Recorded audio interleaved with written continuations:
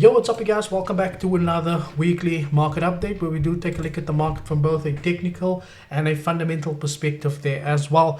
So without any further ado, let's get straight into it. Now this week is another dead week. We've got no news coming through as far as the index are concerned.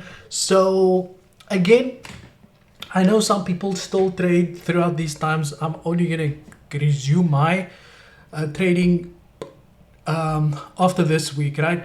Because after this week we are basically back to some very important news events. We're getting our first NFP as well, but I'm still going to do the update for the people that is there in the market as well.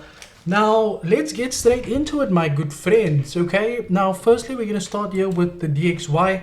Now the DXY obviously opened up with that gap there. Apart from that, the market had broken the very important structural level over here. Now this level acted as a level of support. Support got broken.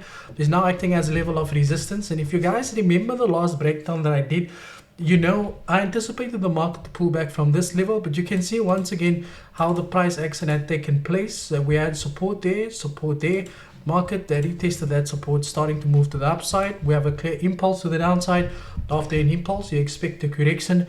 Now if you take the Fibonacci from the high to the low over there, we do have the confluence of the 61.8 lining up perfectly with that structure that we can expect the market to pull back to going into the new week there as well.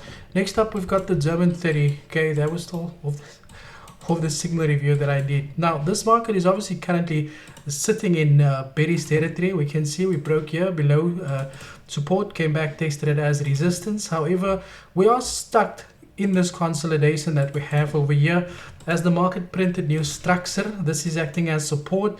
Support got broken. There is acting as a resistance. Now I always say there's two ways to trade this, right? You can trade the range, there's no problem for scalpers on lower time frames, or you need to wait for a clear break below structure, a pullback, and then a continuation. Now because we are stuck in a range, I can't anticipate which way the market's going to go, because I don't look at fundamental data for this euro stock in particular. Whew, there we go. It's very hot in this room, guys. Yo, I am burning you guys. Oh yeah, and guys, just so that we are very clear, but I saw a comment which I'm going to speak about also in the next similar review that I did, right? Someone said that I must stop referring to you guys as you people. So when I say you people, well, that's the first time I say you people.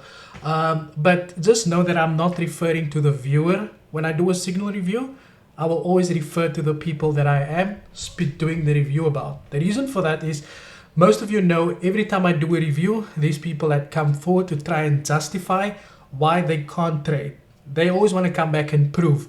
That's why I said you people, because they will always come and say, but I can't trade. My stop loss was just there. So please, if anybody do watch that video, I think it's the video that I did on Chris Brown. No, not Chris Brown, Jamal. Okay.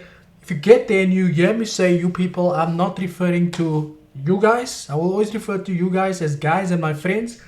But I said you people. I was referring to the people that I'm doing the review upon. Right. Any case, we do have the NASDAQ, right? The NASDAQ again broke above resistance, came back, tested it as support. Now the stock market, as you can see, is heavily overbought, right? You can see this market rallied, consolidation, here something like rally base, rally break. Yeah, okay, cool. So we are basically stuck at this level of resistance over here. Right now, you do not want to make the mistake of just buying, because we are sitting at that level over there. We could potentially see this market go lower. We had a gap that we opened up over there. We also had this impulse correction. If you take the Fibonacci from the low to the high of that impulse, we had a 50% pullback. The 50% pullback is about 50% of this impulse that we had of this level over here. Now, obviously, the best thing to do if you go on to lower time frames, you can see we are bearish, is to wait for the market to start printing some bullish structure. Now, if you don't know what this is, I have made videos upon this. on how you identify this before you take a trade in the market. Okay, so please go over and go watch that videos on there as well. Next up, we have the Dow Jones. The Dow Jones also trading in bullish territory. Started this move to the upside, broke above resistance, tested it as support. We had a gap over there that the market had also closed, I believe, as far as my concern is. Then that was the gap that the market had opened, came back, filled it, and it was gone. Basically, what I would like to see this market also is for some, if we have started to print bullish structure, then by all means we can see this move continue to the upside. We also had a 0.50 pullback. Now if you're wondering why am I taking the Fibonacci from there till there and not there till there, because of this red candle, this impulse started there and not here, according to how I know it. Okay, so don't judge me there. Sorry.